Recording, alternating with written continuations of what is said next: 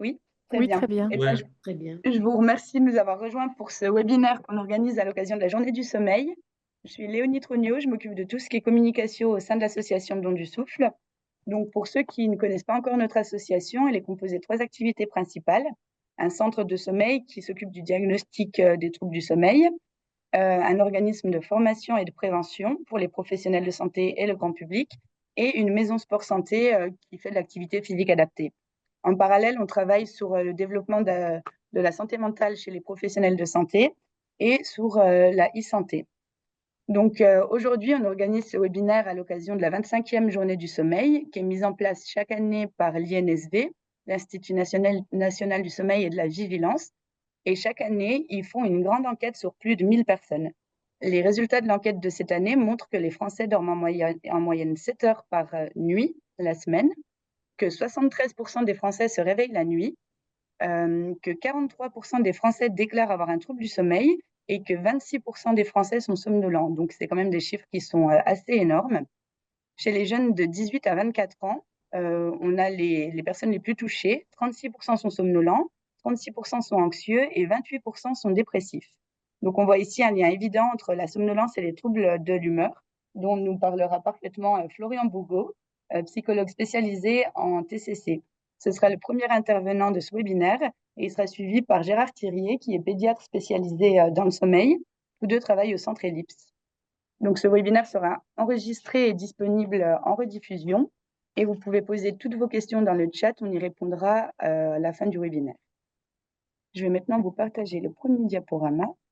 Alors, bonjour à tous. Donc voilà, je m'appelle Florian Bougot, je suis psychologue, neuropsychologue et psychothérapeute en thérapie cognitive et comportementale.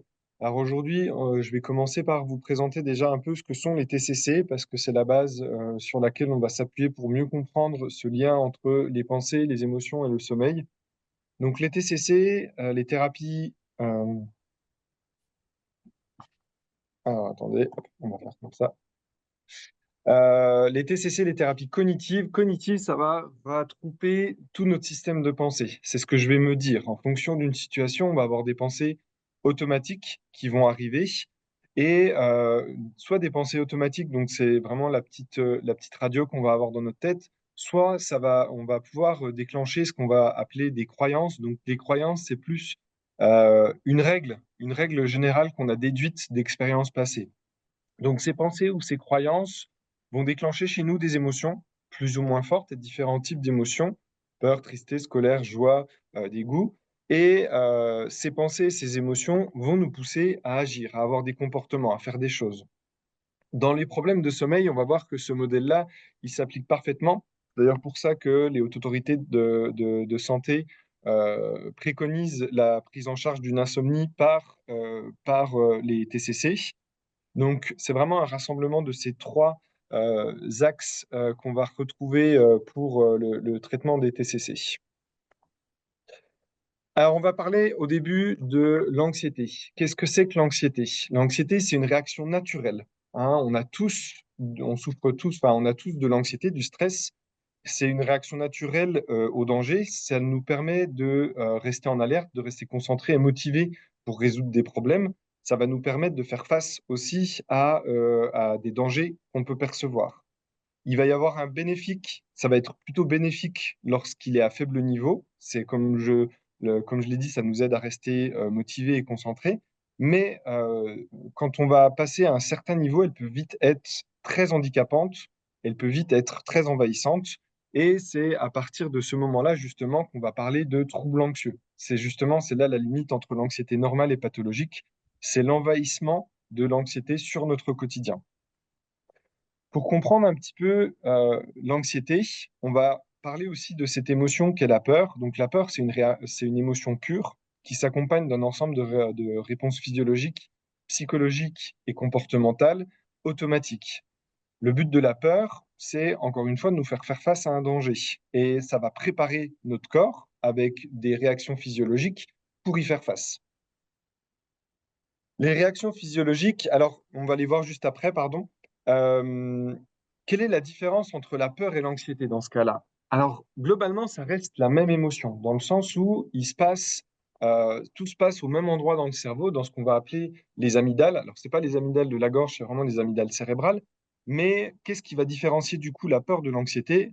La peur, ça va être une réaction émotive à une menace connue ou définie. En gros, on est face à un danger réel et immédiat, et du coup, on a peur, on évite le danger, et la peur diminue. L'anxiété, c'est plus une réponse émotionnelle vague et désagréable à une menace inconnue ou incertaine. Alors, ça va vraiment être une anticipation d'un danger perçu. D'accord? C'est en ça que le travail autour des pensées va être important parce que justement, c'est l'interprétation de ce qu'on va percevoir comme un danger qui va poser problème et créer de l'anxiété. Euh, Le déclenchement dans la peur, on va avoir, voilà, comme on le disait, un danger ou une menace spécifique, immédiate, voir un serpent, entendre un bruit fort, être face à une situation où notre vie est en danger, où on est en danger. Et dans l'anxiété, ça va être, comme je le disais, une anticipation d'une menace, d'un danger qui n'est pas forcément immédiatement présent. Et j'irai même plus loin, c'est-à-dire que dans le trouble anxieux, elle n'est pas forcément réelle. Par exemple, je prends souvent l'exemple de la phobie des araignées, la peur des araignées. Dans nos régions, très peu d'araignées, voire pas du tout d'araignées sont nocives pour l'homme. Pourtant, ça ne nous empêche pas d'en avoir très peur pour les gens qui sont phobiques.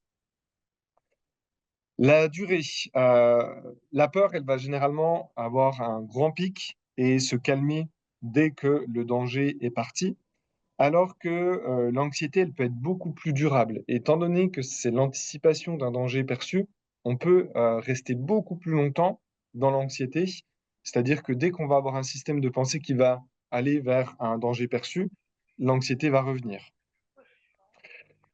Le but de la peur, bah voilà, déclencher une réaction de combat, de fuite, ou même on peut aussi se figer face à une réaction de peur. C'est les trois réactions adaptatives. Donc le but, c'est de se protéger du danger immédiat, c'est d'éviter l'objet phobogène. Mais voilà, on ne choisit pas forcément cette réaction-là de combat ou de fuite ou de se figer. C'est quelque chose qui est très automatisé. Et l'anxiété normale, ça va préparer aux menaces potentielles futures, mais peut être largement disproportionnée par rapport à la situation réelle. Justement, dans le cadre de troubles anxieux, on va voir qu'il y a soit une surestimation du danger perçu, soit un danger qui n'est pas réel, enfin un danger perçu qui n'en est pas réellement un. Euh, le cercle vicieux de l'anxiété, qu'est-ce qui va se passer? L'anxiété, on va vraiment voir souvent comme un cercle vicieux dans l'anxiété, c'est-à-dire qu'on est anxieux, du coup on a la réaction normale qui va être l'évitement de ce qu'on va percevoir comme un danger. Donc le bénéfice, pardon, ça va être que sur le court terme, l'anxiété va se calmer. Si on prend par exemple une personne qui souffre d'agoraphobie, elle va dans un grand magasin, il y a beaucoup de monde, donc elle va avoir des pensées du genre et si je me sens pas bien, et si je fais un malaise, et si ça va pas, comment je vais faire? Donc ça va créer de l'anxiété. Du coup, bah, l'évitement, c'est quoi? Je sors du magasin. Le résultat positif bah, va être que bah, une fois qu'elle est sortie du magasin, elle a éloigné le danger, donc l'angoisse diminue. Mais par contre, sur le long terme, l'anxiété va être de plus en plus forte, c'est-à-dire qu'à ce moment-là, elle a appris que cette situation était réellement dangereuse, et du coup, bah, la prochaine fois, ce sera encore plus compliqué pour elle de se mettre dans cette situation-là. Un des aspects qui va être important aussi dans l'anxiété, c'est l'hyperfocalisation sur l'objet de notre peur.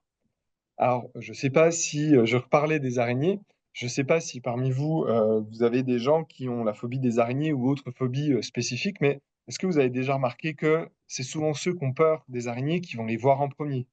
Pourquoi? Parce qu'on va créer une espèce d'expertise dans l'anxiété, dans ce qui va nous faire peur, pour justement y réagir le plus vite possible. Mais du coup, dans l'anxiété pathologique, dans le trouble anxieux, par exemple, dans l'anxiété par rapport au sommeil, donc ça va être souvent, si on peut résumer en gros le problème de l'insomnie, le problème de l'anxiété par rapport au sommeil, ça va être j'ai peur de pas dormir. Donc, cette, ou des conséquences plutôt d'un mauvais sommeil. Cette anxiété va nous faire du coup focaliser sur les sensations de fatigue, de somnolence, et on va avoir tendance à les surestimer et les voir beaucoup plus souvent. Et ça, c'est un des processus qui va être compliqué à gérer dans la prise en charge de l'insomnie, un des processus qui va être compliqué à combattre. Justement, c'est l'intérêt du travail sur le système de pensée. Alors, justement, la gestion des pensées, on va essayer de voir un petit peu souvent ce que je peux avoir dans mes consultations par rapport au sommeil. On va soit avoir, comme je le décrivais juste avant, ce qu'on appelait avant l'insomnie primaire, c'est-à-dire que bah, voilà, j'ai peur de ne pas dormir ou j'ai peur des conséquences d'un mauvais sommeil, du coup, bah, de ne pas pouvoir être en forme, de ne pas être pertinent le lendemain. Et du coup, bah, ces pensées-là, elles vont rester bloquées un petit peu. Et alors, il y a un principe qui est hyper important par rapport à tout ça, c'est que une pensée, plus on essaie de la chasser, plus elle va rester longtemps. Hein, c'est le principe. En fait, on n'a pas le contrôle sur ce qu'on va appeler les pensées intrusives. Donc, on a vu que quand on a peur de quelque chose, on hyper focalise sur ce quelque chose. Donc, forcément, j'ai peur de ne pas dormir, arrive le soir, commence à avoir les pensées automatiques. J'espère que je vais dormir cette nuit parce que demain, j'ai une journée chargée et ainsi de suite. Et le fait de se dire, allez, il faut pas que j'y pense, voilà, ça va avoir plutôt tendance à aggraver les choses plutôt qu'à résoudre le problème. C'est ça, en fait, c'est un des nœuds qu'on va avoir en thérapie, un des nœuds qu'on va avoir principalement dans les problèmes de sommeil sur, mais comment je fais pour m'en sortir, quoi, parce que cette pensée m'angoisse, et quand j'angoisse, bah, je dors pas. Mais du coup, si je dors pas, le lendemain, j'aurai cette pensée-là, et ainsi de suite. C'est le cercle vicieux de l'insomnie. Donc, première chose, ce qu'on va essayer d'utiliser pour essayer de gérer ces pensées, c'est ce qu'on va appeler la restructuration cognitive. La restructuration cognitive, c'est d'essayer d'identifier quelles sont les pensées automatiques. Donc, voilà, comme on peut le voir dans le petit tableau, on va essayer, dans la situation qui nous pose problème, d'identifier quelles sont les pensées automatiques qui conduisent à l'émotion, c'est-à-dire qu'est-ce que je me suis dit qui a provoqué cette émotion-là. Et on va essayer de faire ce qu'on appelle l'exercice de la flèche descendante ou l'exercice du et alors. Et si j'arrive pas à dormir cette nuit? Ok, et alors, qu'est-ce qui risque de se passer? Eh ben, je vais pas être en forme le lendemain. Ok, et alors, qu'est-ce qui va se passer? Et comme ça, on va essayer d'identifier c'est quoi qui nous fait vraiment peur dans cette insomnie. À la suite de ça, on va essayer d'identifier quelles sont les émotions ressenties par rapport à ces pensées-là, c'est-à-dire bah, quel type d'émotion et, chose qui n'est pas toujours évidente, je vous l'accorde, d'évaluer à quel niveau elles sont ressenties sur une échelle de 0 à 10. Donc déjà, rien que de faire ce premier exercice dans la gestion des pensées, c'est plutôt bénéfique parce que l'intérêt, c'est de l'écrire et de les regarder déjà de l'extérieur. Le problème de les garder dans sa tête, c'est qu'elles vont très très vite et on va très vite aller à chercher des solutions au lieu de commencer à essayer de critiquer ce système de pensée-là. C'est-à-dire, bah, il faut absolument que je dorme du coup. La seule solution par rapport à ça, c'est il faut que je dorme. Sauf que du coup, angoisse, vigilance, et du coup, on dort pas. Alors que quand on commence à les écrire, à essayer de prendre du recul et de se poser la question, en fait, est-ce que cette pensée, elle est vraiment si pertinente que ça? Par exemple, bah, si je dors pas, je vais pas être enfin, je vais être moins performant le lendemain. Ok, on sait que les problèmes de sommeil vont avoir un impact sur nos fonctions cognitives, mais de se poser cette question de bah, combien de fois j'ai dû vraiment complètement annuler tout ce que j'ai dû à faire, tout ce que je devais faire à cause d'une mauvaise nuit. Combien de fois, pardon, combien de fois, combien de fois j'ai passé une journée catastrophique après une bonne nuit, de se rendre compte qu'au final, il n'y a peut-être pas une corrélation aussi nette entre une mauvaise nuit et les conséquences, par exemple, le lendemain. Et du coup, ça va nous amener à la suite dans notre tableau, c'est les réponses alternatives, c'est-à-dire une pensée qu'on va essayer plus rationnelle qui répond à la pensée automatique. Par exemple, bah voilà, Heu, je suis sûr que, si, je dors pas, je vais rien réussir à faire le lendemain matin. Pensée automatique qu'on retrouve souvent dans l'insomnie. Réponse alternative, bah, heu, hier, par exemple, j'avais déjà très mal dormi, puis j'ai quand même fait pas mal de de petites choses bien. J'ai quand même réussi à bien animer cette réunion ou, à, résoudre ce problème-là, malgré le fait que j'ai fait une bonne nuit. On essaye de mettre un peu plus de rationnel, de s'appuyer sur des éléments pragmatiques pour contrer les pensées automatiques qui en lien avec l'angoisse vont nous faire avoir tendance à catastrophiser un petit peu les choses. Des petites astuces sur comment est-ce qu'on peut trouver des réponses alternatives à un sujet qui nous angoisse, ça va être, ben, qu'est-ce que je dirais à une amie à un ou une amie qui me partagerait cette pensée-là? On est bien meilleur pour résoudre les problèmes des autres que pour résoudre ses propres problèmes. Donc, on utilise ce petit switch-là. Bah, tiens, j'ai une amie qui me dit ça. Bah non, mais regarde, hier, tu as quand même réussi à faire tout ça, et puis bah, tu as quand même vachement géré, ça s'est pas vu du tout, que tu n'avais pas dormi. Et du coup, ça va commencer à fragiliser un petit peu les pensées automatiques, à mettre un peu plus de rationnel par rapport à ça. Et du coup, la fin du tableau, ça va être le résultat. Ben, on va essayer de voir si nos émotions ont évolué. On va essayer de voir s'il y a de nouvelles choses qui sont apparues. Donc ça, c'est un des outils qu'on va utiliser en thérapie cognitive et comportementale et émotionnelle pour essayer de mettre à distance certaines de nos pensées. Les autres outils qu'on va utiliser souvent, alors surtout sur des personnes, par exemple, où on va plus parler d'insomnie secondaire, dans le sens où ça va être un autre trouble anxieux qui va impacter le sommeil. En tête, par exemple, l'exemple de ce qu'on appelle le trouble anxieux généralisé.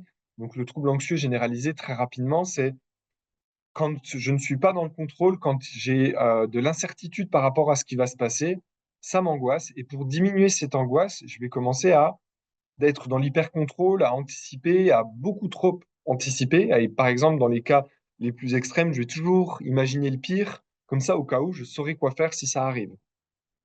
Donc, bah, ces personnes-là, bah, du coup, dès qu'il y a un moment de vide, donc par exemple juste avant l'endormissement, on va rentrer dans ce système-là d'anticipation et ainsi de suite. Et bah, malheureusement, ça n'aide pas tellement à s'endormir. Donc, c'est pas forcément la peur de pas dormir qui va provoquer l'insomnie, mais plutôt l'anxiété par rapport à l'avenir qui va provoquer l'insomnie. Donc, un des outils qu'on peut utiliser, c'est la distanciation des pensées. De se dire que, allez, il faut pas que j'y pense, ça marche pas. On a vu tout à l'heure, un petit exemple par rapport à ça, c'est si je vous demande par exemple de ne pas penser à un ours blanc, allez-y, vraiment tous, ne pensez pas à un ours blanc. La première chose qui se passe, en fait, c'est qu'on commence à penser à un ours blanc. Après, on lutte, mais l'ours blanc, il va revenir tant que vous essayerez de ne pas y penser. Bah là, c'est la même chose. Donc, on va essayer de négocier avec ces pensées. Il y a ces pensées qui sont là, ces anticipations. On va essayer de négocier avec elles en disant, écoute, c'est pas le moment. C'est pas le moment d'avoir ces pensées. De toute façon, c'est pas maintenant que je vais réussir à résoudre ce problème-là. Mais par contre, on va se dire, bah tiens, demain matin, on accorde du temps à toutes ces pensées. On se dit, bah, de 8 heures à 9 heures, je vais me concentrer sur ces pensées-là et puis je vais anticiper, résoudre les problèmes qui pourraient éventuellement arriver. On essaie de contenir pour éviter que ça prenne tout du temps dans la journée. On négocie, on contient dans un temps délimité de la journée notre système de pensée anxiogène. Donc ça, c'est un outil qu'on peut utiliser. Alors, je le présente assez rapidement, mais globalement, c'est un peu ça l'idée. La méditation pleine conscience. La méditation pleine conscience, il y a de plus en plus de recommandations sur la prise en charge de l'anxiété de la méditation pleine conscience. L'intérêt premier de la méditation pleine conscience n'est pas forcément l'aspect relaxation et relâchement qui peut arriver suite à la méditation pleine conscience, mais plutôt l'apprentissage de laisser passer ses pensées, de se dire, bah, ok, j'ai cette pensée-là, je l'observe et je la laisse passer. Et par exemple, sur la prise en charge des TOC, il y a vraiment des vraies recommandations sur l'association TCC Méditation Pleine Conscience.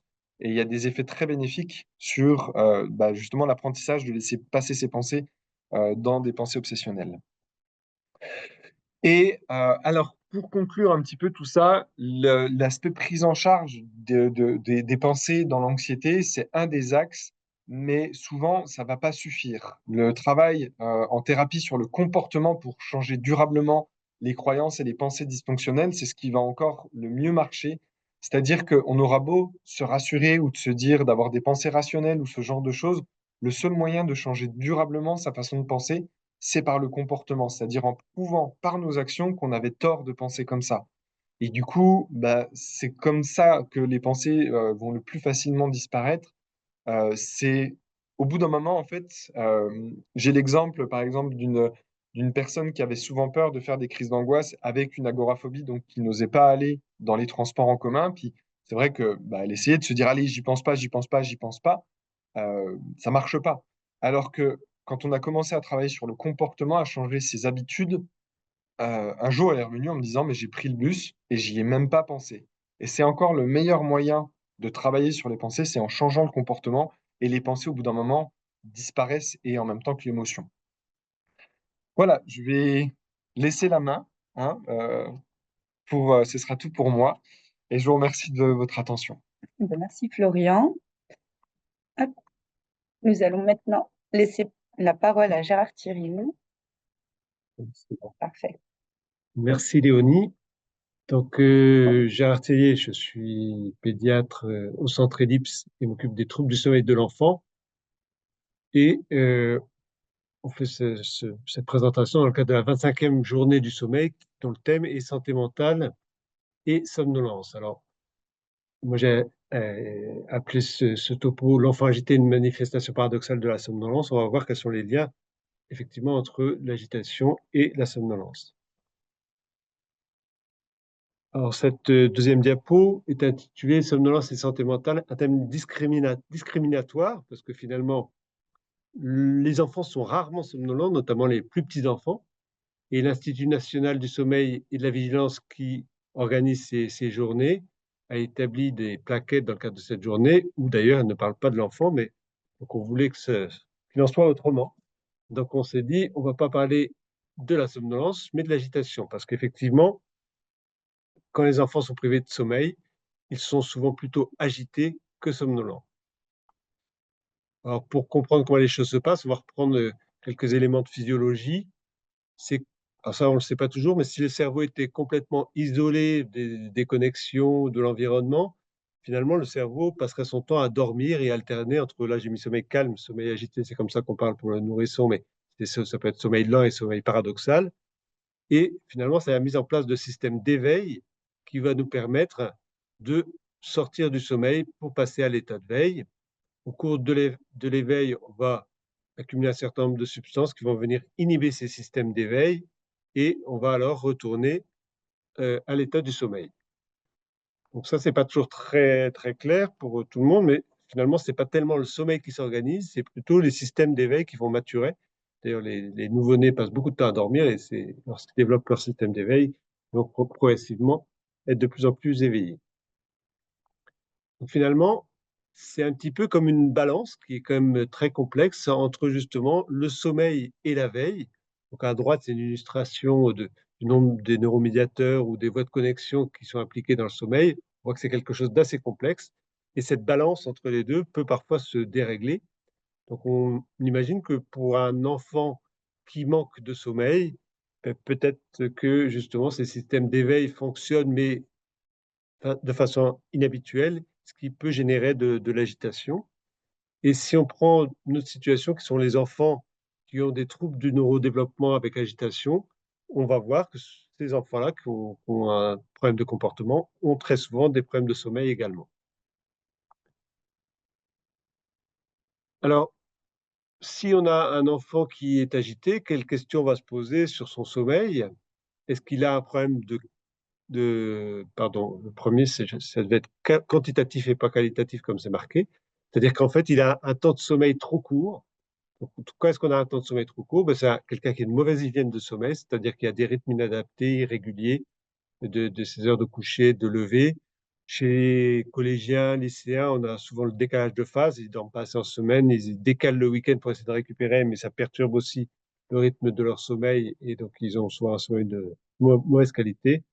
Et puis, il y a également, ben, comme on l'a vu pour l'adulte, ces insomnies, euh, notamment liées à des anxiétés, avec des difficultés d'endormissement et ou de gestion des éveils au cours de la nuit. Parfois, on a des enfants qui ont un temps de sommeil qui est correct, et là, on peut se poser la question de la qualité du sommeil. On peut avoir un sommeil qui est non récupérateur, et la principale pathologie qui entraîne ça, ce sont les troubles respiratoires obstructifs au cours du sommeil ou le syndrome d'apnée du sommeil, Alors, c'est vrai qu'on a tendance à oublier ou à ne pas savoir que ça existe chez l'enfant, alors que 1 à 5% des enfants ont également ces difficultés. Donc, souvent, il ne s'agit pas comme symptôme que de l'agitation, hein. On a décrit aussi que cette carence de sommeil, elle entraîne des troubles de l'attention, des troubles de la gestion des émotions. Donc, c'est tout un ensemble de symptômes qui sont effectivement parfois assez différents des symptômes de somnolence qu'on a chez l'adulte. Alors, chez un enfant qui, a priori, n'a pas de problème de développement, pardon, en dehors de ces troubles, des pathologies pures du sommeil, on va plutôt prendre effectivement des enfants qui sont agités euh, sans qu'on ait bien défini qu'ils avaient des troubles du sommeil. On peut avoir un enfant qui a un trouble anxio-dépressif avec agitation qui peut perturber sa balance veille-sommeil avec des difficultés pour dormir. Et puis, ben, il y a tout le groupe ce qu'on appelle les troubles du neurodéveloppement qui peut contrarier l'équilibre justement entre la veille et le sommeil. Alors, certains troubles comme le trouble du spectre autistique, donc c'est vraiment bien euh, euh, connu et puis voilà, on a bien décrit les troubles du sommeil qui sont associés à ce trouble-là. Il y a le trouble des déficits de l'attention avec hyperactivité où il y a aussi une agitation et on va voir des troubles du sommeil. Et puis de toute façon, dans tous les troubles du neurodéveloppement, ben, il peut y avoir des troubles du sommeil, parfois secondaires. C'est-à-dire qu'un enfant qui a du mal à l'école, ben, ça va aussi le perturber et éventuellement perturber son sommeil. Un enfant qui va être discriminé ou qui se dévalorise va aussi avoir des pensées parasites qui vont perturber son sommeil. Finalement, on peut se poser différentes questions. Parfois, on est devant un enfant qui est agité et la question qu'on va se poser, c'est est-ce que finalement il est agité et il a des troubles du sommeil ou est-ce que finalement il est agité parce qu'il a des troubles du sommeil? Et on peut se demander s'il y a deux cadres finalement qui sont des enfants qui ont une pathologie du sommeil avec agitation et des enfants qui ont des troubles du neurodéveloppement avec agitation et qui ont des pathologies du sommeil. Et finalement, est-ce que ces deux groupes sont complètement séparés ou est-ce qu'ils peuvent interagir l'un avec l'autre? C'est-à-dire, est-ce que les enfants qui ont une pathologie du sommeil avec agitation, est-ce que au bout d'un moment, finalement, ces difficultés peuvent entraîner des troubles du neurodéveloppement? Et est-ce que les enfants qui ont un trouble de neurodéveloppement avec une pathologie du sommeil, est-ce que ces pathologies du sommeil viennent aggraver les troubles du comportement qu'ils ont déjà? Alors, en ce qui concerne les pathologies du sommeil, donc, j'ai pris l'exemple des troubles respiratoires obstructifs du sommeil. Là, il y a pas mal de littérature. J'ai pris juste quelques exemples. Par exemple, la première étude qui montre que des ronflements alors un IH, c'est un index d'apnée-hypopnée, donc c'est un des critères qui définit l'importance des difficultés respiratoires. Donc inférieur à 3, c'est vraiment quelque chose d'assez léger. Ils ont déjà presque 3 fois plus de risque d'hyperactivité qu'un groupe témoin. Donc finalement, cette hyperactivité semble présente dès un niveau assez bas de gènes respiratoires. Et ce qui est intéressant, c'est que là, j'ai mis une adénoïdectomie, donc une opération de végétation, mais c'est vrai aussi pour les amygdales ou lorsqu'on fait les deux, par exemple.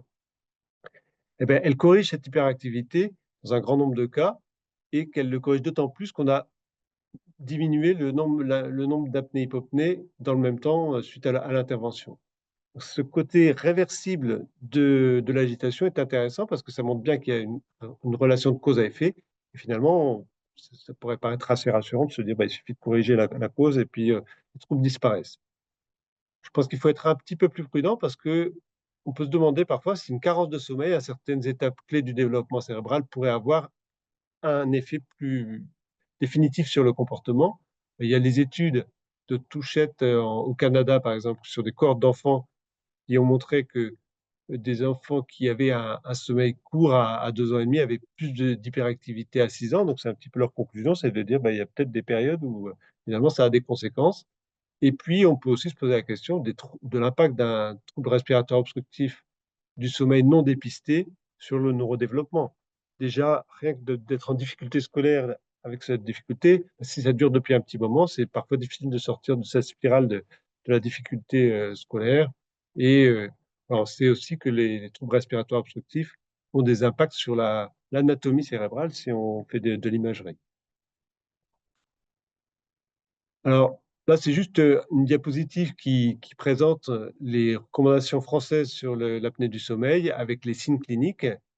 Et on voit qu'il y en a beaucoup, dont les cernes, la sudation, le sommeil agité, qui sont souvent rapportés par les parents. Mais ici, on a séparé les critères en critères majeurs au-dessus et critères mineurs en dessous. Et vous voyez que ben là, les troubles de l'attention, l'agitation font partie finalement des critères majeurs, avec les ronflements, avec les grosses amygdales par exemple, alors que en dessous, j'ai souligné à la somnolence, qui n'est mise que comme critère mineur, parce que finalement, c'est quelque chose qui est moins fréquent chez l'enfant. En ce qui concerne des troubles du neurodéveloppement, donc là, j'ai pris l'exemple du trouble de déficit de l'attention avec hyperactivité, qui est quand même quelque chose d'assez fréquent, puisque d'après l'INSERM, il y a environ 6% des enfants de moins de 18, quoi, des enfants qui ont ce trouble. Alors déjà, la première chose qui est assez voilà, étonnante, donc c'est des enfants qui sont plutôt agités, mais si on fait des tests physiologiques, on mesure la latence d'endormissement, c'est-à-dire qu'on va les mettre dans une pièce et on va là, sur un lit sans rien faire, et on va voir finalement en combien de temps ils s'endorment, on voit qu'ils s'endorment plus rapidement que des témoins. Donc c'est des enfants qui paraissent agités, mais finalement qui s'endorment plus vite. Donc on pourrait dire quelque part que si on définit la somnolence par les tests de latence d'endormissement, ils pourraient paraître somnolents. Donc c'est vrai que ça, la définition de la somnolence, c'est quelque chose d'un peu subjectif. D'ailleurs, une des hypothèses dans ce trouble, c'est que ça serait un dysfonctionnement des systèmes d'éveil. C'est-à-dire des enfants qui auraient du mal à être bien éveillés spontanément, donc qui s'auto-stimulent en ayant une activité incessante. Et d'ailleurs, le traitement de ces pathologies, quand on en met un en place, c'est plutôt des psychostimulants, ce qui pourrait paraître paradoxal chez un enfant qui est agité. Et finalement, en mettant un psychostimulant, ça semble peut-être en partie diminuer l'effort qu'a l'enfant pour se maintenir en veille et du coup avoir un effet plutôt calmant. Alors, les enfants avec un TDAH ont plus de problèmes de sommeil. Vous voyez que c'est même des proportions importantes. Dans certaines études, quasiment 1 sur 2 pour des témoins qui en ont 7%. D'autres, je trouve même des chiffres de 50 à 75%. En fait, tout ça, ça dépend un petit peu de ce qu'on appelle trouble du sommeil. Ça dépend quels critères on a pris pour définir le TDAH. Voilà, c'est des choses qui sont pas noir ou blanc, donc on peut avoir des chiffres un petit peu différents. Alors, on pourrait se dire, bah, c'est les traitements psychostimulants qui sont à la cause des troubles de sommeil. Or, il y a pas mal d'études chez des patients qui n'ont pas de traitement, qui retrouvent ces difficultés de sommeil. Et puis, maintenant, on a même des descriptions d'utilisation de psychostimulants qui vont plutôt améliorer la qualité du sommeil chez ces enfants. Donc, voilà, faut trouver le bon ajustement. Et sinon, chez des enfants décrit plus de carence de temps de sommeil, plus d'irrégularité, difficultés d'endormissement, des difficultés respiratoires au cours du sommeil, des mouvements des jambes au cours du sommeil. Et bon, certaines équipes décrivent des anomalies de la structure de l'architecture du sommeil par polysomnographie chez ces enfants. Alors, et je voulais dire un petit mot des parents dans tout ça. Alors, c'est vrai que si on prend les enfants qui ont des troubles du neurodéveloppement, donc, ils ont des enfants qui sont souvent en difficulté à l'école, qui ne sont pas forcément à l'aise à l'école, et des parents bah, voilà, qui doivent accompagner leur enfant. Ça peut être difficile. D'un autre côté, si on a un enfant qui a une pathologie du sommeil avec des troubles respiratoires ou un décalage de phase, ben, c'est pareil, l'enfant va être en difficulté à l'école, donc les parents vont être en difficulté également. Et si l'enfant a les deux choses, alors effectivement, ben, les troubles du sommeil peuvent venir aggraver euh, les difficultés de comportement et le comportement peuvent entraîner, on l'a vu, des anomalies du sommeil. Et les parents, du coup, ont un peu la double peine de devoir gérer ces situations délicates. Donc, en résumé, les enfants peuvent être somnolents, même s'ils le sont d'une autre façon que les adultes. Et il est alors très important de s'intéresser à leur sommeil. Assez simplement, on peut se demander, mais finalement, est-ce que ce sont des enfants qui ont des difficultés d'endormissement? Est-ce qu'ils ont des réveils au cours de la nuit? Est-ce qu'ils ont un décalage important des heures de réveil le week-end et la semaine? Parce que ça, c'est ce qu'on appelle la dette de sommeil. Un enfant qui dort pas assez en semaine va essayer de récupérer le week-end, mais malheureusement, ça perturbe son sommeil. Et pour les trosses, est-ce qu'il a un déronflement? Est-ce que ça, on peut observer la respiration et voir si la respiration est laborieuse au cours du sommeil. Donc, le message, c'est aussi qu'il faut s'intéresser au sommeil des enfants qui ont un trouble du neurodéveloppement, même si ça peut, voilà, on se dit, c'est déjà des enfants qui ont un suivi, une prise en charge qui peut être déjà un peu lourde, mais finalement, il faut aussi s'intéresser à leur sommeil parce qu'ils ont plus de pathologies du sommeil, parce que si on peut agir sur ces difficultés de sommeil, on peut éviter qu'il y ait une aggravation des troubles du comportement, ce qui va améliorer la vie de l'enfant et de ses parents. Je vous remercie et puis on est prêt à répondre à vos questions. Merci Gérard. Alors voilà, n'hésitez pas à, à poser vos questions dans le chat. Aucune question? Nos intervenants ont été très clairs, il faut croire. Ah, la première question arrive. Je suis infirmière de l'éducation nationale et suis convaincue de l'importance de la qualité du sommeil en lien avec les résultats scolaires et le bien-être à l'école. J'ai fait inscrire en CE-SCE ce besoin en promotion à la santé. Bien justement, l'an dernier, on a développé un programme de prévention sommeil à destination des enfants de l'école primaire. Donc, on est allé une journée dans plusieurs écoles pour leur décrire ce qu'est le sommeil, à quoi ça sert, pourquoi c'est important de bien dormir. C'est vrai qu'on a un peu mis ce programme en pause, mais on va pas tarder à le relancer. Voilà. Question suivante. Les troubles du sommeil peuvent-ils perdurer après adénodectomie? Adénoïdectomie. Oui, pardon. Oui, effectivement, c'est vrai que ça, c'est pas toujours. Bon, parfois, effectivement, les parents peuvent être déçus parce que tout n'est pas réglé après la chirurgie. Alors, c'est vrai que là, il y a différentes causes possibles, hein. C'est vrai que si un enfant a une agitation depuis longtemps, est-ce qu'elle est uniquement due au trouble du sommeil? Et puis aussi, maintenant, parfois, l'enfant a aussi des amygdales, donc on peut opérer sur les amygdales et qu'il soit finalement plus gêné par les végétations ou l'inverse. Maintenant, de plus en plus, se développe une technique qui s'appelle l'endoscopie de sommeil induit, qui permet, avant l'opération, de visualiser l'endroit exact où l'air est bloqué, ce qui permettra peut-être à l'avenir de s'assurer avant l'opération qu'il n'y a pas plusieurs sites et d'avoir des meilleurs résultats en termes de chirurgie, quoi. Et en effet, il peut pas, il n'y a pas forcément non plus d'effet magique. Enfin, à partir du moment où on a développé, enfin, on s'est développé, on s'est construit avec ces difficultés-là, bah, il y a des apprentissages qui se sont mis en place, des habitudes, des conditionnements qui se sont mis en place, des comportements qui se sont mis en place. Et bah, ouais, il faut peut-être un petit peu de temps aussi pour désapprendre ces comportements qu'on peut avoir, qu'on peut retrouver dans les difficultés de l'attention, quoi. Et juste pour compléter, par rapport à la chirurgie des végétations, en général, on attend par exemple 6 mois à peu près pour refaire un examen si on en refait un. C'est-à-dire qu'il y a un certain temps, donc effectivement, ça Ah peut oui. prendre un petit peu de temps avant que l'inflammation disparaisse et que les signes s'améliorent aussi. Mm. Madame Roy, donc, qui est infirmière de l'éducation nationale, recherche un projet probant pour l'ado. Eh ben, peut-être que vous pouvez directement m'envoyer un mail et qu'on pourra en rediscuter à part. Je crois qu'on l'avait fait, je l'avais fait il y a 2, 3 ans dans un collège Oui, oui, sur le oui, sommeil de l'ado, et puis on avait fait une intervention aussi. Donc oui, il oui, y avait des choses en plus, je crois que sur Promédia aussi. oui, oui, oui. Mais Donc, on est assez. Enfin, mais après, effectivement, je pense qu'il y a beaucoup à faire auprès des collégiens, Oui. des oui, lycéens. Donc, ça, faut pas hésiter à nous solliciter si vous avez des demandes et on peut voir comment ça peut s'organiser. oui, oui, oui, faut pas hésiter. Alors, question suivante, lien entre le surpoids et le sommeil chez l'enfant au niveau endocrinien. Alors là, c'est un vaste sujet. C'est vrai qu'on l'a pas tellement abordé ici parce que mais bon, c'est effectivement dans les catégories des enfants qui ont des troubles respiratoires. Au cours du sommeil, il y a les enfants avec les problèmes ORL et il y a les enfants qui sont en surpoids parce qu'il y a simplement déjà des tissus mous qui sont un peu plus importants, donc ils vont gêner. Il peut y avoir une vraie gêne au niveau des voies aériennes qui peut accentuer le risque d'événements respiratoires. Euh, Après, il peut y avoir le poids aussi, s'il y a vraiment des poids importants qui peut gêner la ventilation, parce qu'en fait, au cours du sommeil, une diminution, notamment dans le sommeil paradoxal, il y a une diminution du tonus musculaire. Et chez un enfant en surpoids, ben, il peut avoir des voies aériennes qui sont un peu écrasées à ce moment-là par le surpoids.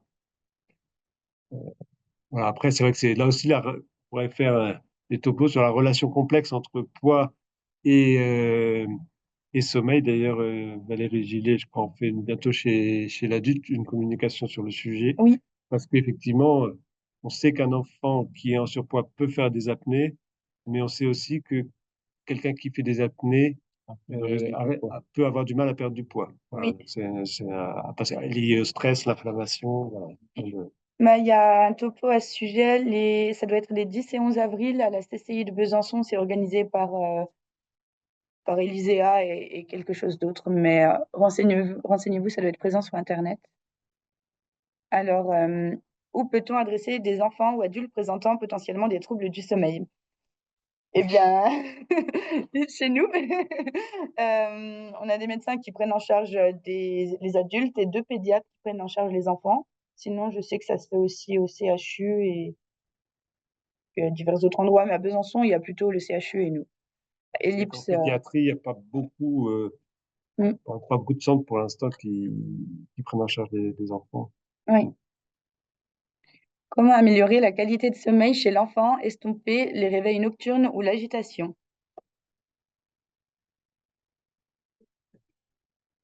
Alors, les éveils nocturnes, il faut savoir, ça c'est un problème qu'on a souvent chez les nourrissons, hein, des enfants qui vont se réveiller plusieurs fois. Et donc ça, c'est pas bien expliqué non plus par l'ensemble des soignants, hein, que ce soit sage-femme, médecin. C'est que il y a des éveils physiologiques entre les cycles du sommeil et l'enfant à un moment doit comprendre, comme il sait marcher, comme il sait parler, ben, il doit comprendre qu'il est capable de s'endormir tout seul. Et s'il a compris qu'il sait s'endormir tout seul, ben, il va réussir aussi à mieux gérer les éveils au cours de la nuit sans avoir forcément besoin de solliciter ses parents. Donc ça, c'est effectivement tout ce qui, tout les pathologies d'insomnie du nourrisson et qui vont parfois durer ensuite jusqu'à même l'âge adulte avec des personnes qui n'ont pas pris confiance dans leur capacité d'endormissement. Est-ce qu'il existe un annuaire, un listing des psychologues formés au TCC sommeil? Alors, tous les psychologues qui ont été formés au TCC ont eu des cours spécifiques sur les TCC de l'insomnie parce que ça fait partie du panel qu'on doit savoir prendre en charge, du panel de difficultés qu'on doit savoir prendre en charge quand on pratique les TCC. Ça fait partie des troubles anxieux au même titre que la phobie spécifique, l'anxiété sociale ou la dépression, par exemple. Donc, normalement, si, faut bien se renseigner. Alors, il y a un annuaire sur l'AFTCC, l'Association française des thérapeutes cognitivo-comportementalistes. Il y a un annuaire. Généralement, tous ceux qui sont dessus, on est sûr qu'ils sont reconnus par l'association, donc qui ont bien été formés. Ceci dit, tous les thérapeutes ne sont pas dessus non plus. Alors, si vous voulez voir un thérapeute TCC, enfin, n'hésitez pas à demander quelle formation, enfin, si c'est bien formé. Et puis, normalement, tous les thérapeutes TCC ont cette sensibilité, sachant que le problème de sommeil est un problème qui est récurrent dans la plupart des troubles anxieux qu'on va avoir. Et sinon, bah, je ne sais pas s'il y en a spécialement d'autres à Besançon, en tout cas, je crois pas, qui travaillent vraiment dans un centre du sommeil. Je ne sais pas en tout cas. Je crois pas non plus. Faut-il du coup adresser de façon assez facile, pour ne pas dire systématique, les enfants aux ORL en cas de troubles du comportement et ou dans les troubles du neurodéveloppement? Alors, je ne pense pas, on aurait du mal à suivre. Non, mais c'est surtout que l'idée, c'est vraiment de sensibiliser, de poser quelques questions et justement les critères, notamment les critères majeurs qu'on a vus sur le tableau, il faut savoir les rechercher. C'est-à-dire, effectivement, se demander est-ce que l'enfant ronfle, demander aux parents d'observer la respiration de l'enfant au cours du sommeil, et puis n'importe quel médecin peut déjà regarder les végétations, non, pas les végétations, pardon, les amygdales, et voir si l'enfant est gêné pour respirer par le nez ou pas. Donc après, effectivement, si on a un doute avec d'autres critères majeurs que l'agitation, je pense que ça vaut le coup d'éliminer en tout cas une aggravation des symptômes liés à une pathologie du sommeil. Salut Gérard. Les délais de prise en charge en unité de sommeil est un problème. Quelle stratégie de prise en charge diagnostique proposes-tu? Hiérarchisation. Oui, c'est vrai que je dirais qu'à Ellipse, récemment, l'équipe pédiatrique a quand même été bien renforcée. Donc, en termes de Oui. consultation, on arrive à répondre rapidement. Mm. Après, en termes d'examen, c'est vrai qu'il y a un certain nombre de cas où finalement, ça va être la polygraphie qu'on arrive, nous, pour l'instant, on arrive à le faire dans des délais, on va dire, de 2 mois environ, c'est-à-dire entre le moment où on a le rendez-vous pour faire la polygraphie et le moment où il y a l'interprétation, d'environ 2 mois, ce qui est quand même pas mal.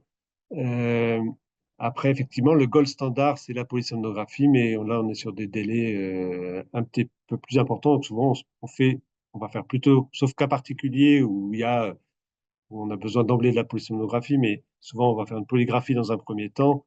Et si elle est positive, ça s'arrête là. Si après, on a des doutes, parfois, on va passer de la polygraphie à la polysomnographie, mais c'est finalement pas si fréquent. Chez les tout petits, l'oxymétrie peut servir à éliminer en tout cas des syndromes d'apnée sévères avec des saturations. Voilà. Mais c'est vrai que ça reste, je pense partout en France, ça reste un petit peu compliqué quand même pour avoir des réponses rapidement, parce que ce sont des examens complexes qui prennent Mm. un peu de temps à interpréter. Ouais. Et il me semble qu'à Ellipse, les infirmiers qui prélisent les examens font une hiérarchisation en premier lieu de ce qui est urgent ou moins urgent. Oui, alors on essaie, en tout cas, oui, s'il y a des demandes très urgentes, parfois ça nous arrive d'essayer de les prioriser. Et aussi, on va prioriser l'interprétation, parce que l'interprétation de l'examen, elle est faite dans un premier temps par un infirmier technicien formé. Et eux, donc ça va être fait en général très rapidement après l'examen. Et si on a un index élevé, il le fait passer en priorité auprès de nous pour qu'on puisse prendre les mesures qui s'imposent, donc soit faire le retour aux parents et plus ou moins vers l'ORL, c'est pour une prise en charge rapide. Ok. Lien entre sommeil et écran, que disent les études? C'est aussi un assez vaste sujet. Bon, c'est sûr que les écrans, voilà, il y a une lumière bleue qui peut reproduire la lumière de l'extérieur, donc informer le cerveau sur le fait qu'on est encore, que c'est le jour, alors qu'il est peut-être minuit. Donc, évidemment, c'est pas conseillé. On conseille d'arrêter au moins 1 heure avant de se coucher. Euh, Après, parfois, on se focalise beaucoup sur les écrans et c'est vrai qu'avec un ado, par exemple, qui a du mal à dormir, je pense que si les parents commencent déjà par attaquer sur les écrans, ben, je pense que c'est difficile d'aller plus loin. Alors qu'en fait, s'ils travaillent déjà sur le côté de l'explication de ce que nous on appelle le décalage de phase, donc essayer de pas trop décaler les réveils le week-end pour réussir à s'endormir ensuite à des heures raisonnables. Parce que finalement, même dans les études, certains montrent bien qu'il y a certains enfants qui ils le disent, et c'est une réalité, c'est qu'ils vont regarder les écrans parce qu'ils sont dans leur lit sans arriver à dormir. Donc, parfois, on se focalise sur. C'est sûr que c'est devenu. Enfin, c'est un problème, hein, les écrans, mais aussi bien pour les adultes que pour les enfants. Mais voilà, je pense que si on attaque le problème par les écrans, c'est souvent un peu contre-productif, quoi. Je sais C'est pas ce que ça. tu en penses, Florian. En effet, je suis assez d'accord. C'est-à-dire que euh,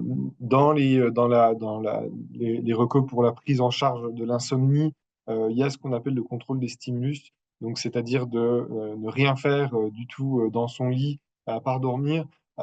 Et en effet, bah, le problème, c'est que bah, ces personnes-là, toutes ces personnes dont je parlais un peu tout à l'heure, qui vont commencer à ruminer soit des choses du passé, soit d'anticiper bah, des fois, les écrans vont avoir cet effet un peu de masque et au final, les conséquences sur le court terme vont être pires. C'est pour ça que la prise en charge globale est plus intéressante que je suis complètement d'accord, de taper direct sur les écrans. On les a pas mal diabolisés. Alors, en effet, il y a des comportements aussi. Je crois que c'était sur le réseau Morphée où il y avait des études où on montrait que il y avait même des ados qui allaient mettre des alarmes au milieu de la nuit pour aller récupérer leur vie sur un jeu ou autre chose. Donc, bien sûr, il y a une consommation qui doit être régulée, mais c'est plus intéressant d'avoir une vision globale des choses pour essayer de travailler au meilleur endroit, quoi. Et c'est ça qui est pas toujours simple, par contre. Euh, Quand les causes du trouble du sommeil chez l'ado ou le jeune adulte sont causées par la consommation excessive d'écrans ou substances, boissons énergisantes, drogues, etc., sont-ils définitifs et quels sont les traitements? Euh, Après, pour toutes, quoi, ça, c'est vrai que c'est presque plus nos collègues d'adultes qui en parlent parce qu'ils voient parfois des insomnies qui durent depuis très longtemps. C'est vrai que c'est le problème d'être rentré dans une spirale. Je le disais aussi un peu tout à l'heure. Mhm. Même si on règle le problème, effectivement, on garde des habitudes, des mauvaises habitudes ou des angoisses ou des anxiétés par rapport au sommeil. Ouais. Et même si on règle le problème, ça peut prendre un certain temps avant de réussir à le résoudre aussi. Ouais, voilà. Alors, c'est pas impossible, hein, on va pas casser son sommeil, on va pas complètement le casser ou le dérégler définitivement. On a des outils, des méthodes pour recalibrer un petit peu le sommeil en thérapie, par exemple.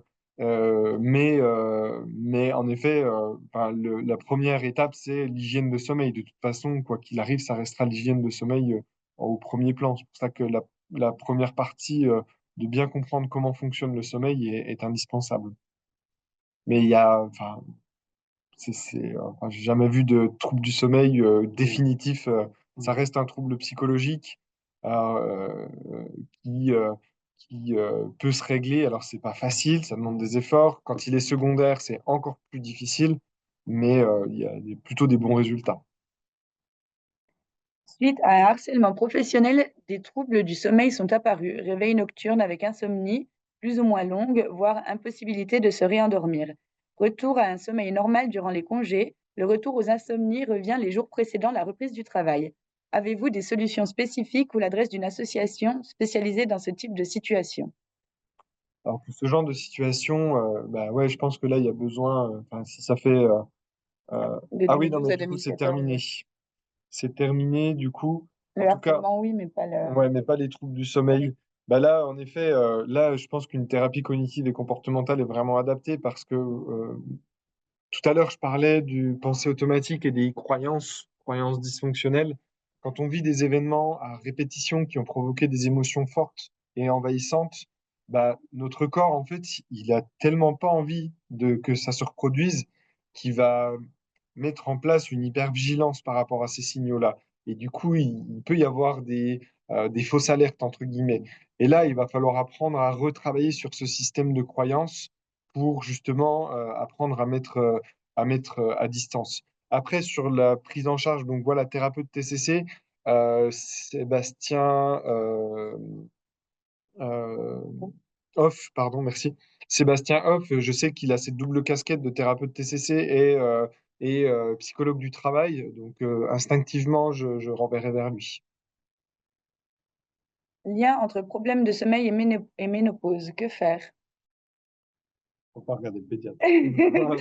Bon, eh bien, Moi, sur l'aspect plutôt physiologique, là, j'aurais moins de connaissances, désolé. ce Ça va sera être une une question à C'est poser. une idée de nouveau séminaire. Voilà, de nouveau Ah oui. webinaire.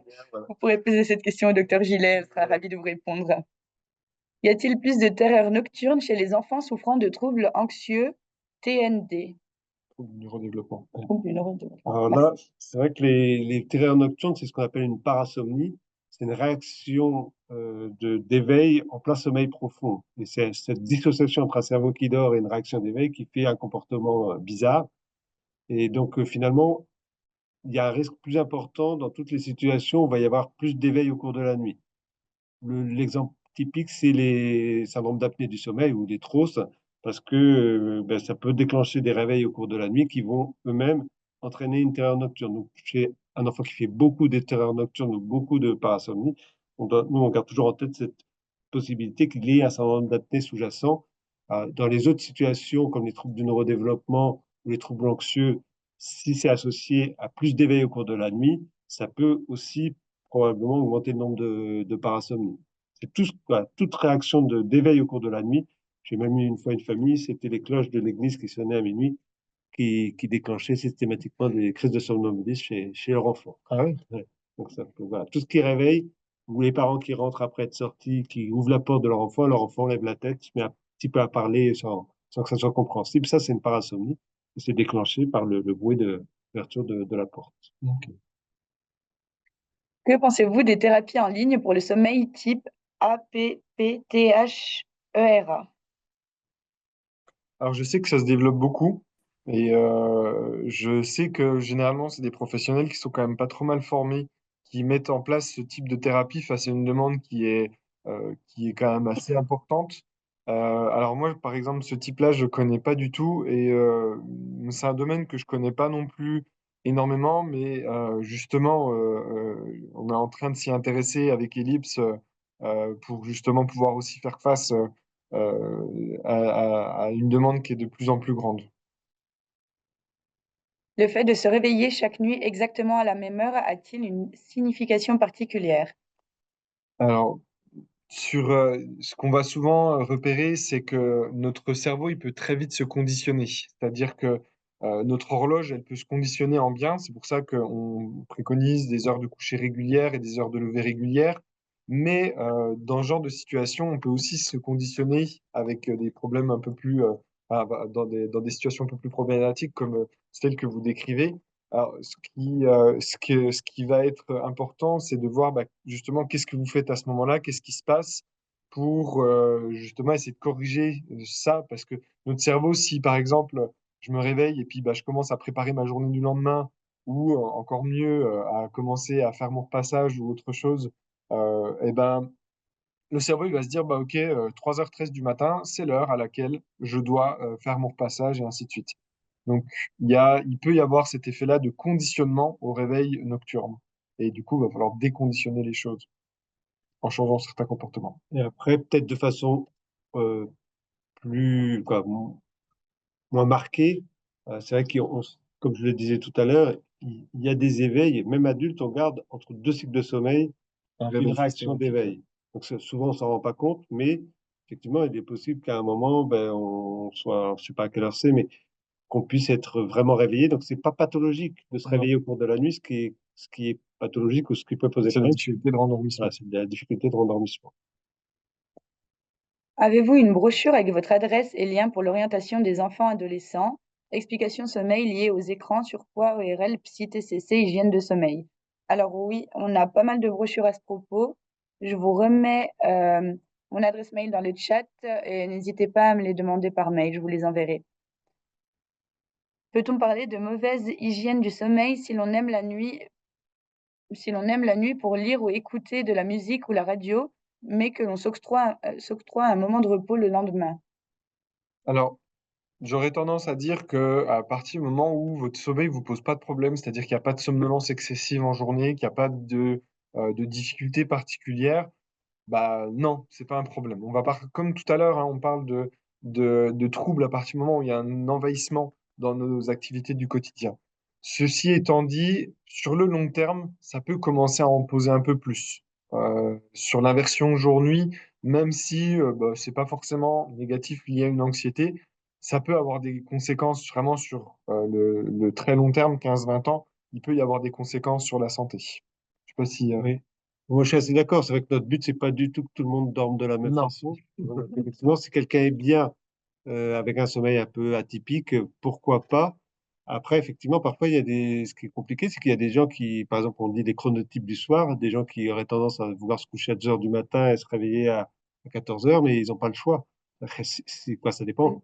Ça dépend ce qu'ils font. Ou alors, il faut Oui. qu'ils trouvent une activité qui leur permette de le faire. Mais souvent, eh ben, ils doivent se lever le matin et ils sont en difficulté. Donc, là, ils sont obligés finalement d'adapter leur rythme de sommeil à leur activité, quoi. Ça se passe souvent dans ce sens-là, mais l'idée, c'est vraiment pas, notamment chez les nourrissons, par exemple, je sais que les habitudes de sommeil sont pas les mêmes en Afrique, au Japon, voilà, donc on va pas imposer Il n'y a pas de règle absolue, une quoi. règle absolue. Ce qui compte effectivement, c'est effectivement le trouble ou la gêne occasionnée C'est par ça, un le fonctionnement. sentiment de somnolence en journée ou autre. Parce que oui, c'est vraiment ça l'indicateur le plus important d'un trouble du sommeil, hein. C'est l'impact qu'on va en avoir dans le quotidien. Et en ce qui concerne le moment de repos le lendemain, l'an dernier, on a fait un webinaire sur les siestes. Je Mhm. crois que c'était à la journée du sommeil, justement. Donc, vous pouvez le trouver en replay sur notre site internet. Et d'ailleurs, il est l'heure, donc on va clore ce webinaire.